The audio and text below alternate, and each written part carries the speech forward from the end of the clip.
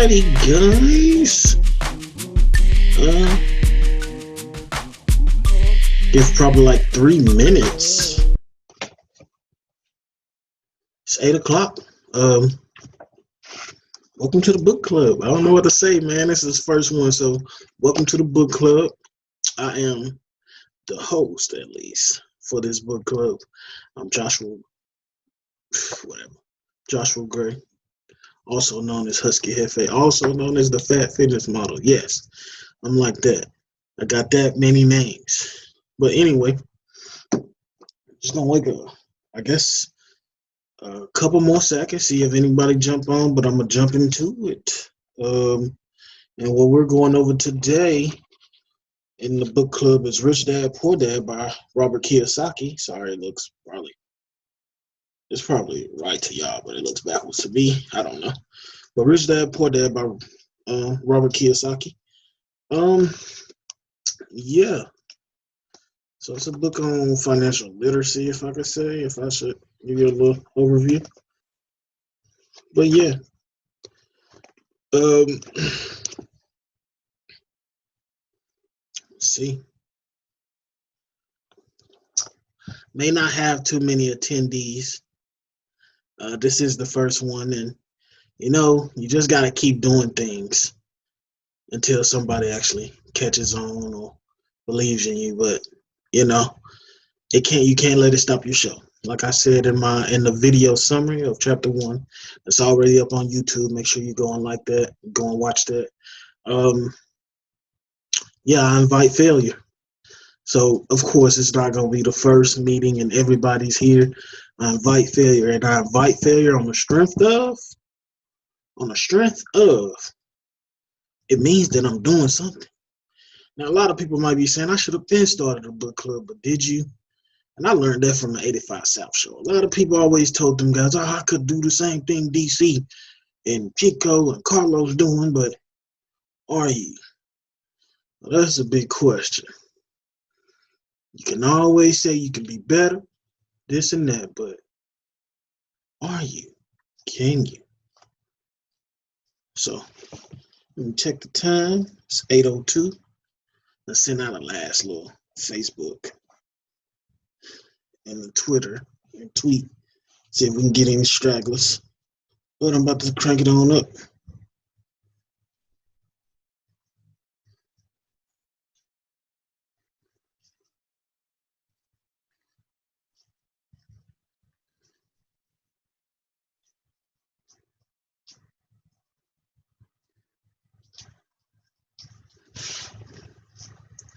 You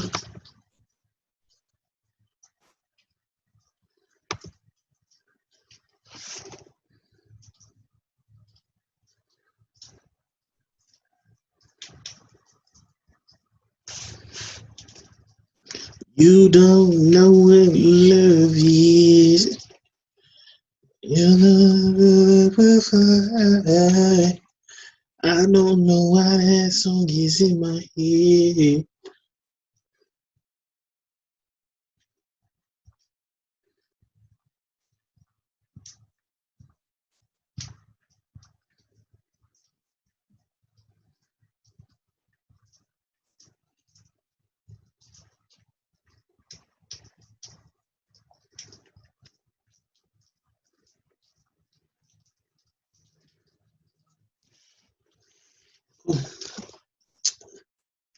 So just sent out my last little Facebook's tweets. And once this clock hits 8:05, we gonna go live.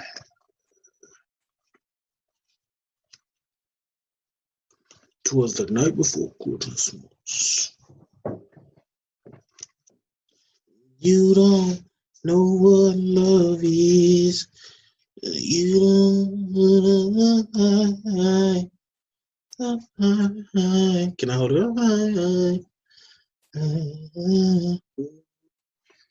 Yeah.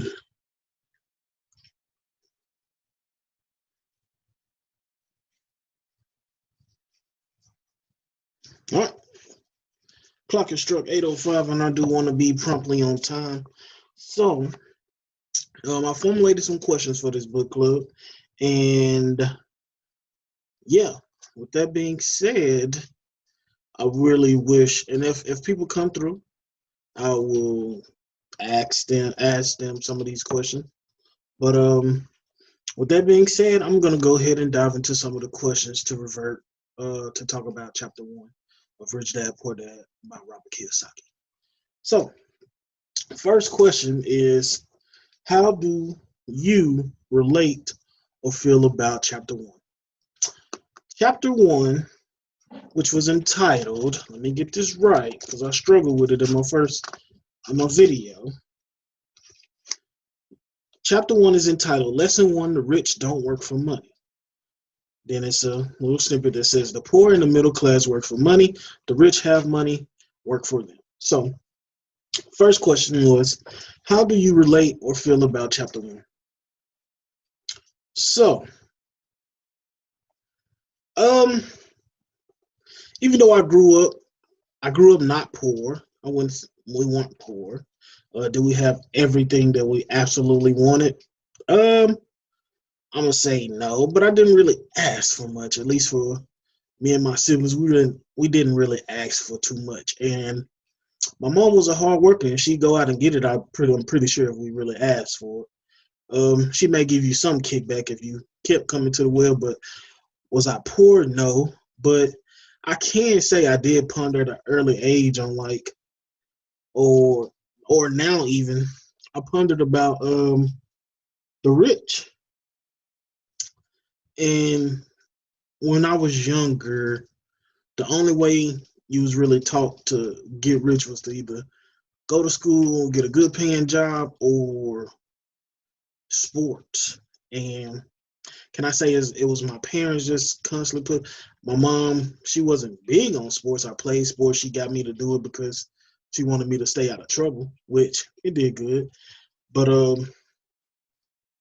yeah, all I knew was sports, education.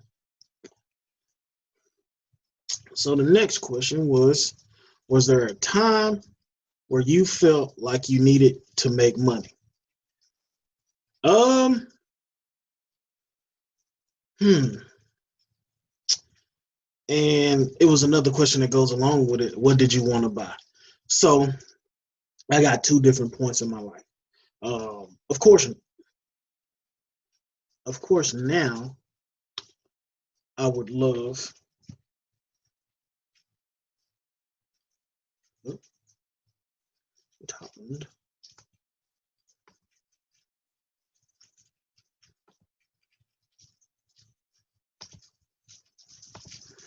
Don't know what happened. Don't know where the video went.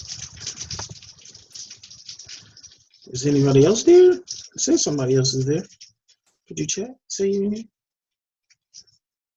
Can you hear me?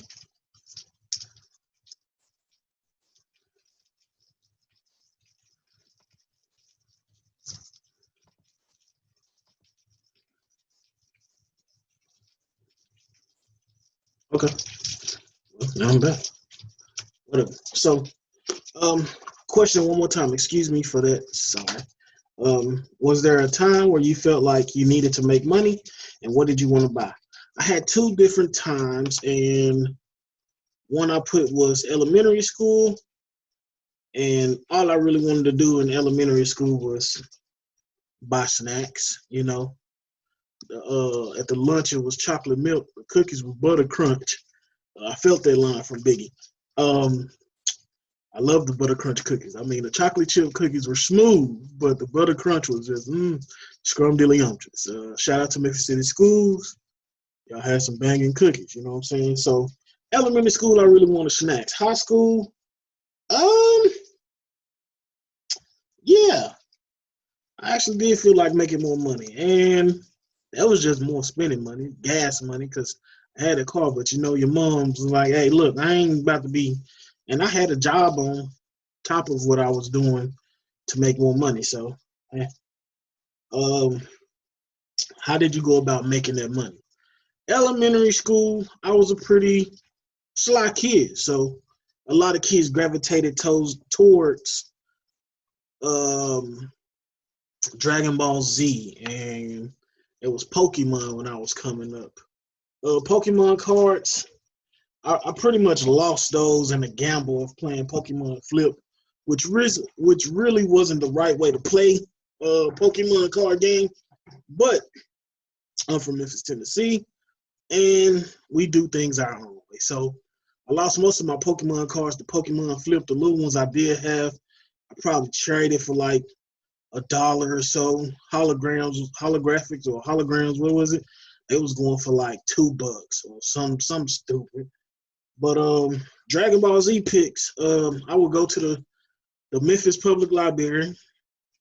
Go up there, give me a folder. I just print out all these cool pics. I go Google search or just printing out pics. Now I had gray and white because the library typically like, look, we'll let you use this gray and white however you want to use it.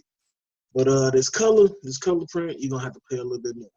So color print pictures, I was usually selling them anywhere from 75 cents to $1.50, and I mean the cookies only cost like 50 cents. So that was always, that was my little fare. In high school, I chose to sell like chips, candy, juices, more so Powerade. I had my car, so I got real advanced. I was going to like Sam's Club, and I just get like some of the Powerades. Nothing that was just astronomical. Buy them in bulk. Sit them joints in the freezer. If moms didn't have too much in the freezer, I sit them in the freezer. Let them unthaw in the car in a cooler, and like a little fishing cooler, just like $2 at the dollar store or something like that. So if I'm at school, I was like, hey, y'all got to run out to my car and get some books. Let me out. I go re-up. If I run out, had the assortment. I was hustling, and I was getting a fair little bit of money. Was I doing right by my money? Nah, that was more for like eating, going out in high school with your gal and kicking it with the boys, and so I can say I jackballed my money in both situations, which is a poor man's mindset. So would you consider yourself to have rich or poor parents? If my mom see this, let her know that I love her. My dad as well, stepdad. But this hurts because of but the definition is different. Y'all was very rich in the things that you all taught me, but by definition of this book, I would say that I had poor parents. And I'm gonna say poor parents. I wasn't poor. I had a roof over my head, lights was always on, food fed me. You see me now, I'm big, but I would say poor parents in the sense that in order to get money, just like Robert's dad. Robert's dad had all the degrees, very smart, but the thing to get money was for them to work for money. So, like, yo, mom, I need to get some money. Boy, you need to go out and get a job. It wasn't like Mike's dad, who's the rich dad, where Mike's dad was more like, you need to use your brain to see how to go into business for yourself and make a good living, a good, a substantial amount of money, put it up. So in that sense, that's why I'm saying I had poor parents. But it was poor in the mindset and what to do with money and how to accrue money the right way, according to this book. My parents was rich. They was rich in great speeches. Got to thank my mom for some of the great talks we had. Upbringing, she kept me out of trouble. Dad showed me some things. My stepdad showed me some things. So I had some rich parents. If it comes to like morality, hey, I'm sorry, stand up people. And they was rich in ass whoopings. So get out of line, you probably getting your ass whooped. So, yeah. Next question is, which parent are you or do you desire to be, and why?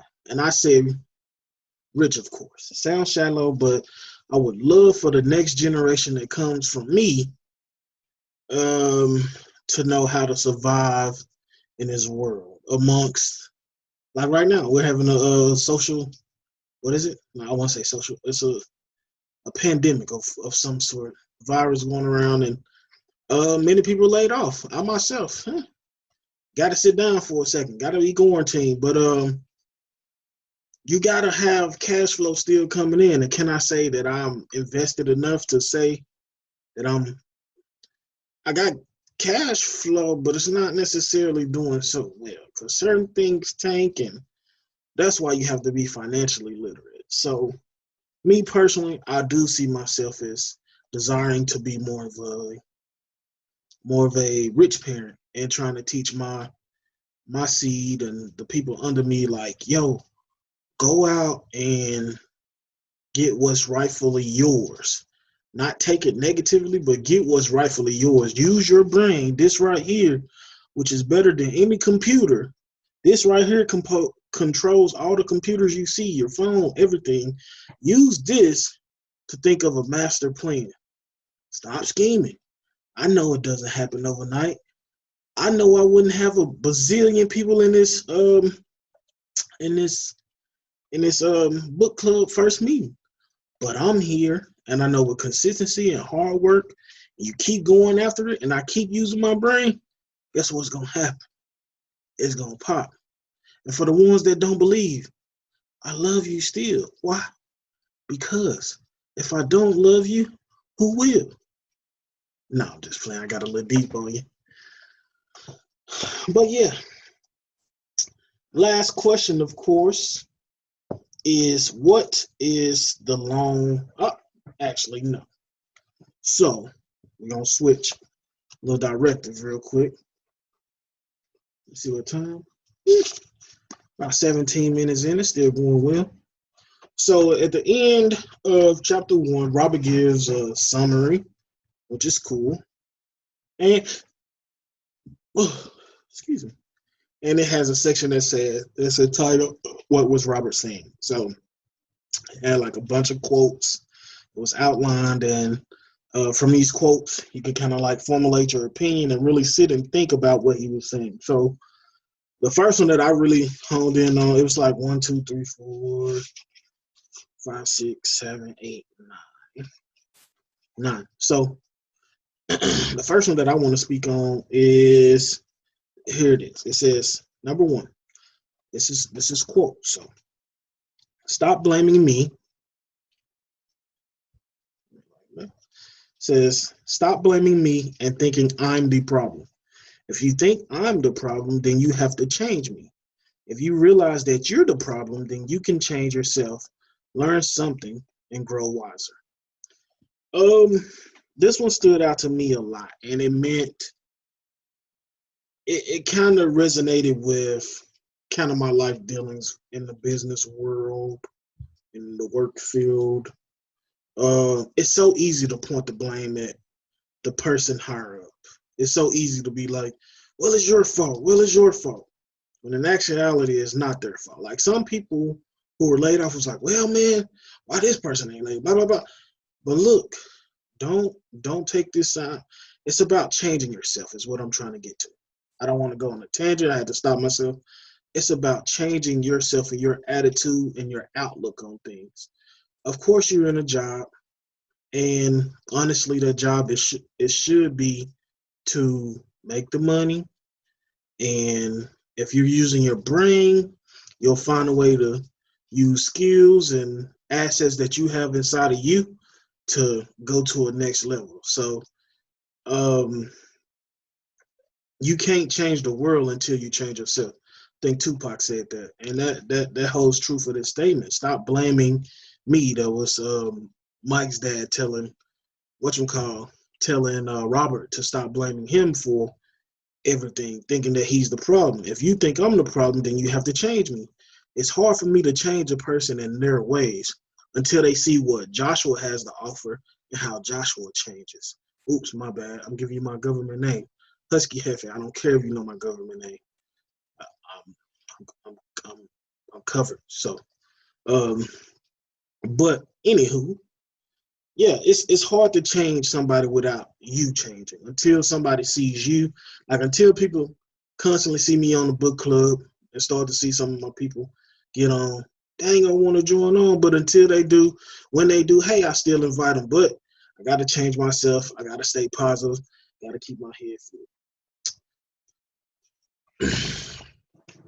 Number 2 was most people, this is quoted, most people given more money only get into more debt. I've seen this several times. A lot of people get new jobs, new pay raises, which is great. Good job at that. But a lot of people still fall in that poor mindset, and the poor mindset is to acquire more liabilities than assets. That'll be talked more in a further chapter, but I have seen countless of times. I've done it myself. I've made more money. I've had 2 jobs. I'm getting more money. So what is it to go out and, yeah, bro, I'm balling, bro. I got your food. I got my food. I got your liquor. I got my liquor. You know what I'm saying? So you start spending more money and you get into more debt. Like, one of my biggest, and I'm landing on the line, one of my biggest mess ups was like getting a credit card in college. Cause like, yo, I wasn't ready. And I was like, oh, I gotta stay. Man, look, debt ain't no joke. So you better watch it. And I don't care how much money you get, you better always be putting something up the right way and making it work for you so you can get a return. But like I said, we'll expand on that more. Number 3, a job is really a short-term solution to a long-term problem. Now that was very deep. A job is really a short-term solution to a long-term problem. So that's where I formulated this question from what's the long-term problem? I believe, because I don't think I have any participants, but I believe that the long-term problem is maintaining your wealth or financial dependency or independence, financial independence, and just providing for you and yours and generations to come without being so stressed. That's the long-term problem.